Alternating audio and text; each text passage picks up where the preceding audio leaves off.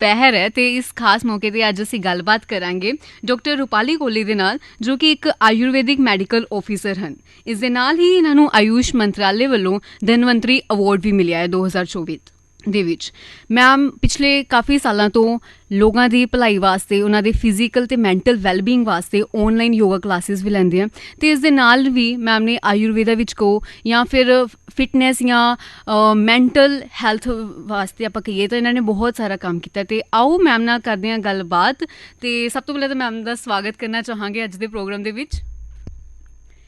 Thank you ma'am और FM के सारे लिसनर्स को मेरी प्यारी प्यारी नमस्कार जी।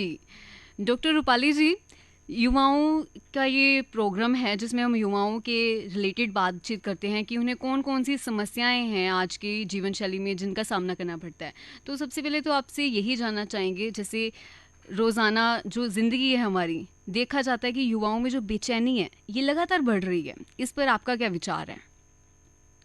हाँ जी। बेचैनी जिसे हम कह सकते हैं रेस्टलेसनेस, तो युवाओं में ये बहुत ज्यादा आजकल बढ़ रही है। ये एक फीलिंग है, जैसे कि आप आराम से टिकाव से आप बैठ नहीं सकते हो, आपका माइंड भी बहुत घूम रहा है, आप एक जगह पे फोकस नहीं कर सकते, कंसंट्रेट नहीं कर सकते। तो ये बेचैनी का जो है वह एक लक्षण है कि आप बेचैन हो, और इसका जो कारण है वो है स्ट्रेस, युवाओं में स्ट्रेस होना जी। हाँ जी। तो जो हमारे बेचैनी है उसमें पेशेंट को जो रहता है उसमें नेगेटिव थॉट्स रहते हैं, मन में बहुत चिंता सी रहेगी और कई बार बहुत ज्यादा लो एस्टीम सी फील होती है। हो सकता है कि जो आपके वर्क प्लेस पे वहां कुछ प्रॉब्लम हो, कुछ रिलेशनशिप इश्यूज हो, या आपके लाइफ में कुछ बहुत ज्यादा इवेंट हुआ हो स्ट्रेसफुल, जैसे कि हो सकता है किसी के पेरेंट की डेथ हो गई, या शादी नहीं होना, या शादी हो रही है, पेरेंट्स का डिवोर्स हो गया। कई बार डिवोर्स के बाद पेरेंट्स की रीमैरिज होती है तो वो स्टेप पेरेंट्स एक्सेप्ट करना, या तो आपको कोई प्रॉपर कॉलेज नहीं मिल रहा है, फाइनेंशियल सिक्योरिटी नहीं है, जॉब अच्छी नहीं मिल रही है, या आपका जो भाई बहन है वो जा रहे हैं कॉलेज में पढ़ने जा रहे हैं या शिफ्ट हो गए हैं, या किसी क्लोज फ्रेंड की डेथ हो गई है, या स्कूल में क्लास में फेल हो गए, हॉस्पिटलाइजेशन हो जाना पेरेंट की, घर में किसी फैमिली मेंबर की या खुद की, या कोई एक्सीडेंट हो जाना, कुछ डिफॉर्मिटी हो जाना। इस तरह के जो इश्यूज होते हैं ये जो है वो हमें स्ट्रेस, चिंता हमें कॉज करते हैं और उसके कारण बेचैनी होती है। इसके अलावा कई और मेंटल हेल्थ के इश्यूज रहते हैं। Attention deficit hyper activity disorder वो हो सकता है, डिप्रेशन है, या कोई दवाई आप खा रहे हैं, एंटी डिप्रेसेंट या कोई एंटी साइकोटिक ड्रग या ब्लड प्रेशर की दवाई, या आप नींद नहीं ले रहे, बहुत ज्यादा सोशल मीडिया बहुत यूज कर रहे हैं, फोन बहुत ज्यादा यूज कर रहे हैं, या कोई इम्बैलेंस हो सकता है हार्मोनल, फीमेल्स में भी मेल्स में भी, थायराइड के कारण उनके एबनॉर्मेलिटीज, या पीएमएस सिंड्रोम होता है फीमेल्स में, पीसीओएस है, किडनी से रिलेटेड कोई प्रॉब्लम हो सकती है, या अनीमिया खून की कमी के कारण भी ऐसी चीजें हो सकती है, या यूथ में आजकल ये अल्कोहल, शराब का या नशों का सेवन होना इसके कारण, या प्रॉपर सोना आपको नहीं मिल रहा है, या आप सो नहीं पा रहे हो, बहुत ज्यादा लाइट्स ऑन है रात को, और बहुत ज्यादा इलेक्ट्रॉनिक डिवाइसेस ऑन है, टीवी ऑन है, फोन ऑन है, या अनकंफर्टेबल स्लीप है वो ना होने के कारण, या आपके घर का एनवायरनमेंट अच्छा नहीं है। कई बार कई घरों में देखा जाता है कि जो पेरेंट्स है उनकी आपस में बहुत लड़ाई झगड़ा रहता है, तो इस कारण भी बच्चों में जो है उसका इफेक्ट देखा जाता है कि उनमें बेचैनी, चिंता, स्ट्रेस जो है वो देखी जाती है। तो ये कुछ कारण है इस चीज के। जी मैम, आपने काफ़ी एक वाइड रेंज ऑफ आपने सिम्टम्स बताए हैं इस रेस्टलेसनेस के। तो आपने बीच में साइकोलॉजिकल ऑर्डर्स का नाम लिया था, जैसे attention deficit hyper active disorder, ADHD, depression. तो अगर आयुर्वेद की दृष्टि से देखें तो इसके क्या कारण हो सकते हैं कि युवाओं में इनका इंक्रीज़ क्यों हो रहा है, इसका नंबर का इंक्रीज़ क्यों हो रहा है? जो आयुर्वेद में इसके बताए गए हैं, जो कारण बताए गए हैं वो इनके मानसिक कारण बताए गए हैं कुछ, जैसे कहा गया है कि अति हर्ष, बहुत ज्यादा खुशी होना ओवर एक्साइटमेंट के कारण, जी। या बहुत भय होना किसी बहुत ज्यादा डर का कारण, या मिसकंडक्ट करना, आप अपने गुरुओं की निंदा कर रहे हो, अपने जो बड़े लोग हैं उनकी इंसल्ट कर रहे हो, कई लोग बहुत लड़ाई झगड़ा करते हैं, जी। एक उन्होंने ये भी रीजन दिया गया है। इसके अलावा उन्होंने कारण दिए गए हैं कि विरुद्ध भोजन, जैसे कई कॉम्बिनेशन है, हम लोग सुनते आए हैं कि दूध के साथ मच्छी नहीं खानी चाहिए, है ना, रात जी। के समय दही का प्रयोग नहीं करना चाहिए, शहद को गर्म करके नहीं खाना चाहिए, ऐसे ऐसे कुछ विरुद्ध भोजन जो है, कॉम्बिनेशन जो है उनका प्रयोग करना, और अशुचि भोजन मतलब कि अनहाइजीनिक खाना खाना, फूड खाना, ये कारण बताए गए हैं कि इनके कारण, और नींद ना लेना, बहुत ओवर एक्सरसाइज करना, या जी। बहुत ज्यादा जो है वो खाना नहीं खाना, इन खानों इन सब चीजों से वात का जो है वो प्रकोप हो जाता है। और जो मनोवात स्रोतक है, जिसको बुद्धि का निवास आयुर्वेद में हृदय को कहा गया है, वहां पे अभिघात होता है, और कई लोग जो होते हैं वो अल्प सत्व के हैं, जिनका माइंडसेट स्ट्रांग नहीं है, उन लोगों में दोष प्रकोप हो जाते हैं, जो हमारे वात पित्त कफ तीनों दोष है, त्रय दोष है, वो तीनों प्रकोप हो जाते हैं, जिसमें भी जो वात की प्रधानता रहती है, जो वात हमारा दोष है, जी। और इसके अलावा रज की प्रधानता रहती है, तो उससे ये जो है वो रेस्टलेसनेस है वो प्रोड्यूस हो जाती है। जी, डॉक्टर रूपाली जी, आपने आयुर्वेदिक की दृष्टि से हमें बताया कि ये जो रेस्टलेसनेस है, बेचैनी है युवाओं में क्यों हो रही है, क्यों इतनी बढ़ रही है। मैं आपसे जानना चाहूँगी, जब हम रेस्टलेस की बात करते हैं, इसके साथ ही एक शब्द सुनने को मिलता है एंशियस।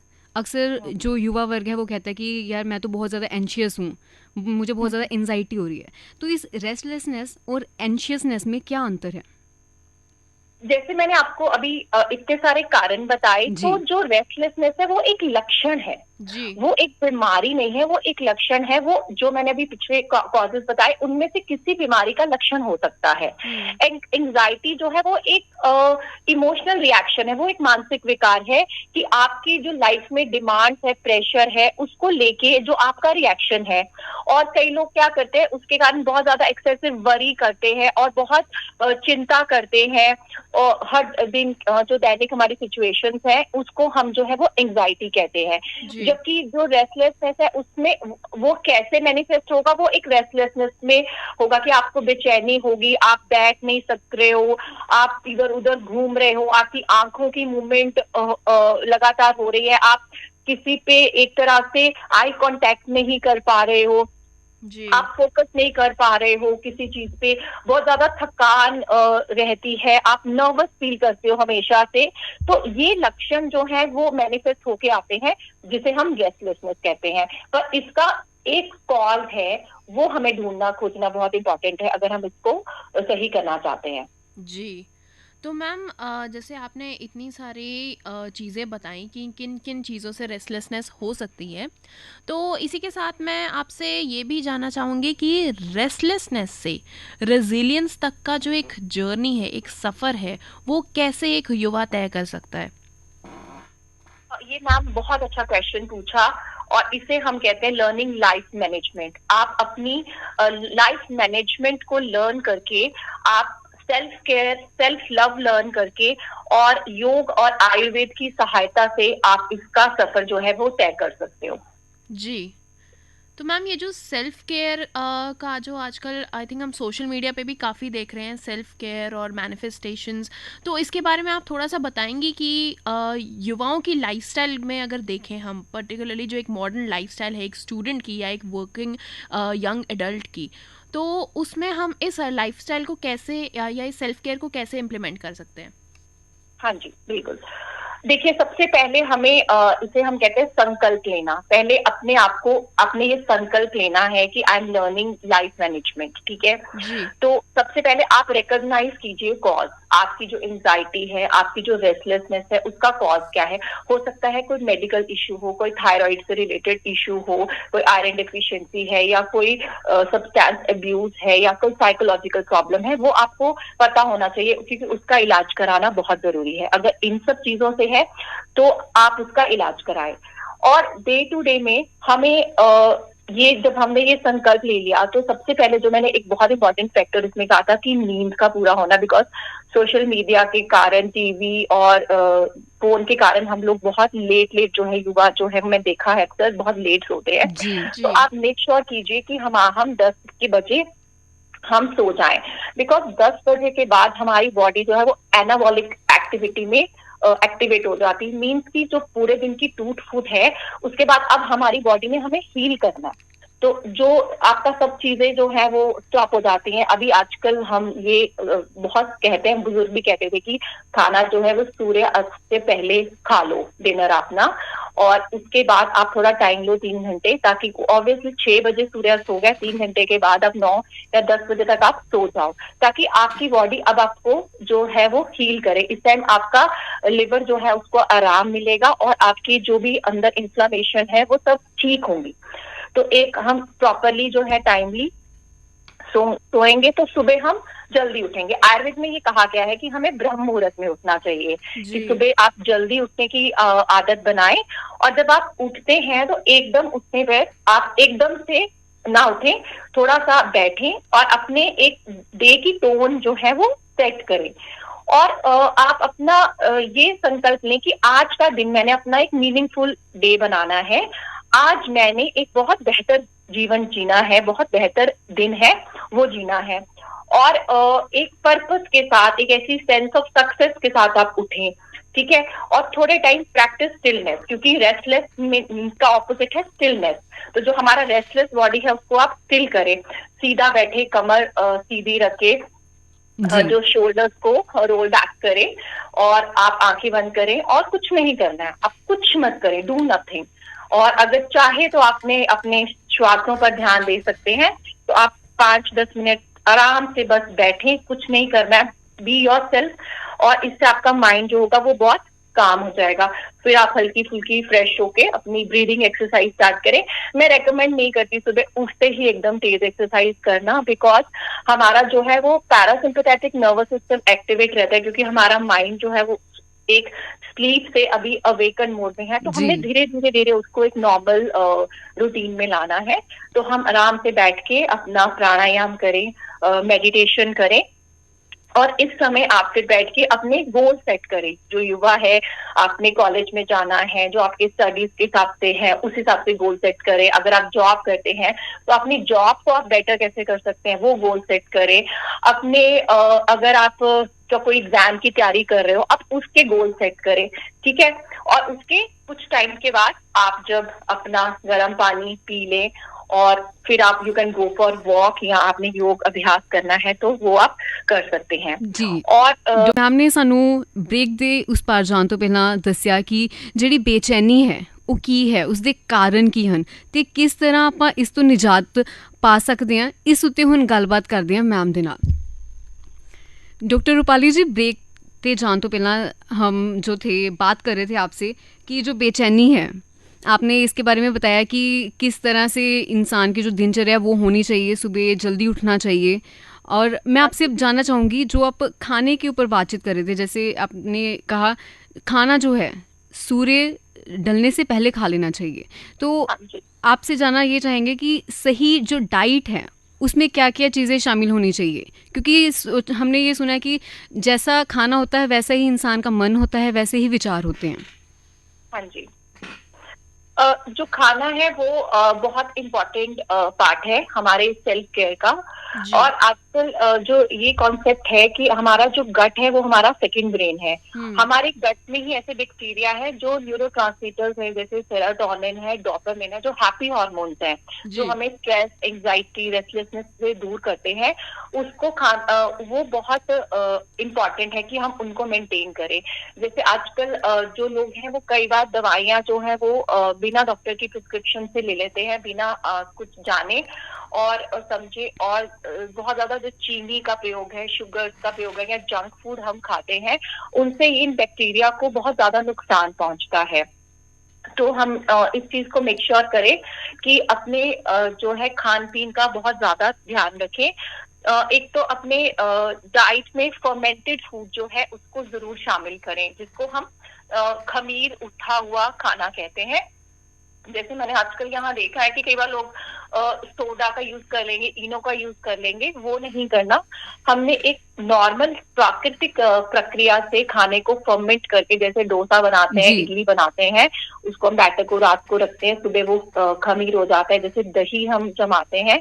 जी तो ऐसा खाना जो है वो अपने डाइट में हम ज्यादा शामिल करें। स्प्राउट्स है, उसे हम ज्यादा शामिल करें, ताकि हमारा जो है गट है वो हेल्दी रहे। इसके अलावा जो सलाद है और मिलेट्स हैं, जिसे हम मोटा अनाज कहते हैं, बाजरा, रागी, ज्वार, इनका ज्यादा से ज्यादा प्रयोग करें।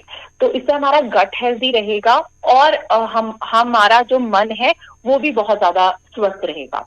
जी जी। और हाँ कहते हैं जहाँ मन अच्छा हो, मन स्वस्थ हो, तो विचार तो डेफिनेटली अच्छे ही आएंगे। हाँ जी, तो बिल्कुल। जी, ऐसे में बेचैनी और एंशियसनेस तो पास में भी नहीं आ सकती। हाँ जी। जी मैम, आपने काफ़ी खूबसूरती से एक युवाओं की दिनचर्या भी बताई, उनका डाइट भी बताया। अब अगर कोई युवा को अपनी ज़िंदगी में कोई बहुत बड़ी असफलता झेलनी पड़ जाए, या उसे कोई अपने मेन गोल में कोई फेलियर फेस करना पड़ जाए, तो आयुर्वेद के अकॉर्डिंग उसे इस चीज़ को कैसे झेलना चाहिए? यहाँ यहाँ मैं थोड़ा सा कहना चाहूँगी कि जैसे मैम अक्सर देखा जाता है कि जो युवा है, एकदम से विफलता मिली तो वो सहन ही नहीं कर पाते, तो वो कोई गलत कदम उठाते हैं, जैसे कि खुद को हार्म करते हैं। कई बार हम ऐसे भी देखते हैं कि एग्ज़ाम्स में नंबर कम आ गए तो वो सुसाइड तक पहुंच जाते हैं। तो ऐसे में किसी भी प्रकार की विफलता आती है जीवन में, तो उसे किस प्रकार लेना चाहिए, किस प्रकार उस टाइम क्या एक्चुअल हमारा जो कदम है क्या होने चाहिए? देखो, it's okay to make mistakes. देखो, जो काम करेगा उसको असफलता जरूर मिलेगी।